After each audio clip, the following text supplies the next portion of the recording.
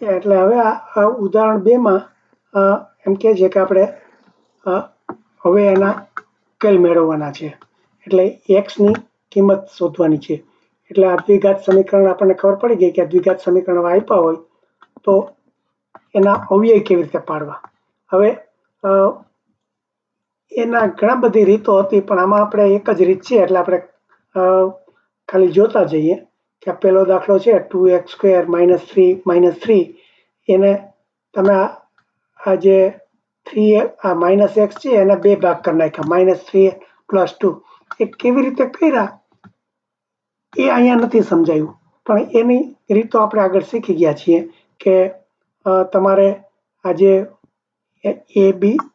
ABC હોય, ધારો કે આ 2x² - ix - 3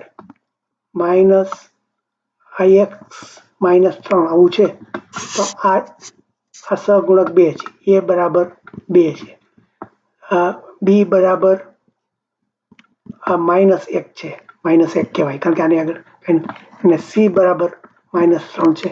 એટલે આપણે આગલા ધોરણમાં ક્યાંક શીખી ગયા હતા તમે કે a અને c ને તમે ગુણાકાર કરો, એટલે કે આ 2 છે અને c છે -3 છે, તો આ -3 × 2 -6 થયા. હવે આ -6 જે જવાબ આવ્યો એના તમે એવી રીતે 2 ભાગ કરો કે એનો b જવાબ આવે, એટલે -1 આવે. એટલે -1 આપણે જોતો હોય તો એના આ 3 ના એવા 2 ગુણાકાર થાય, આ જે 2 અવયવ થયા કે -6 છે એના ઘણા બધા અવયવ થાય. તો લાગે કદાચ અહીંયા અઘરું પડશે, પણ ટૂંકમાં આ જે -3 અને +2 એવા 2 એનો જો તમે સરવાળો કરો તો -1 થાય. આ -1 છે એ b બરાબર થયો, અને એનો ગુણાકાર કરો આ ac થાય -6 થાય, આનો -6. આ બંને a અને c અવયવનો ગુણાકાર થાય, અને જો આ જે 2 આંકડા આપણે લીધા 2 અને -3 એનો સરવાળો કરો તો વચ્ચેનો થાય. તો એ રીતે એના 2 ભાગ કર્યા વચ્ચેનાનું, જે -2x હતું ને એના -2x ના એને એવી રીતે 2 ભાગલા કર્યા, -3 અને +2. એટલે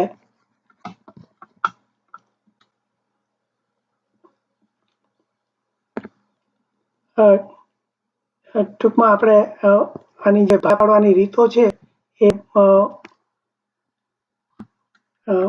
આપણે આગળ શીખી ગયા છીએ, એટલે અહીંયા વધારે એને વિસ્તાર કર્યો નથી, પણ આપણે ખાલી જોતા જઈએ કે આ જે 2x² - 3 + છે એના આવી રીતે 2 અવયવ થયા, 2x - 3 અને x + 1 થયા.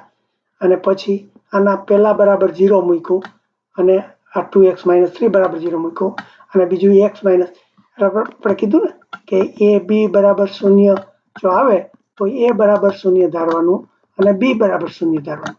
એટલે આ એની કિંમત આપણે અહીંયા a બરાબર 2x - 3 આવ્યું અને b ની કિંમત x + 1 આવ્યું. એટલે આ રીતે આપણે એની 0 મૂકીને પછી x ની કિંમત આપણને મળે. એટલે આ રીતે આ x ની 2 કિંમતો મળી. એટલે આ રીતે એને પહેલાનો જવાબ મળ્યો. પછી બીજામાં પણ એવું જ કરે છે. બીજામાં આજે x² + 2x + 3 હતા એના આવી રીતે અવયવ x + 3 અને x + 2 એવા અવયવ પડ્યા, એટલે આ એની 2 કિંમત આવી. પછી આ ત્રીજા દાખલામાં 3x² + 4x - 4 એના અવયવ પાડ્યા, તો વચ્ચેના સ્ટેપ હું નથી લેતો, તો આવી રીતે x + 2 અને 3x - 2 આવ્યા. એટલે આ રીતે એનો આ જવાબ આવ્યો. એટલે આમ x ની જે કિંમત આવે એનો ઉકેલ થયો. પછી આ ચોથા દાખલામાં પણ આ 6x² + 5x - 6 હતા એના ભાગલા કર્યા, તો આ રીતે આવ્યા 2x, એટલે 2 અવયવો પાડ્યા, બંને અવયવ બરાબર પછી 0 મૂકો એટલે x ની કિંમત મળી જાય. એટલે આ રીતે પછી પાંચમા દાખલામાં 6² + 13 - 6 છે એના આ રીતે બે અવયવ પડ્યા 2x - 3 અને બીજામાં 3x - 2 એટલે આ રીતે x ની કિંમત મળી ગઈ.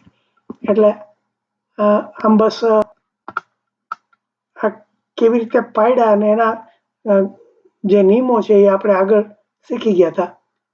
એટલે ફરીથી પુનરાવર્તન તમારે આગલા ધોરણ કરવું હોય તો કરી લેવાનું, પણ આ રીતે એના અવયવ પાડ્યા અને બે એની કિંમત શોધી.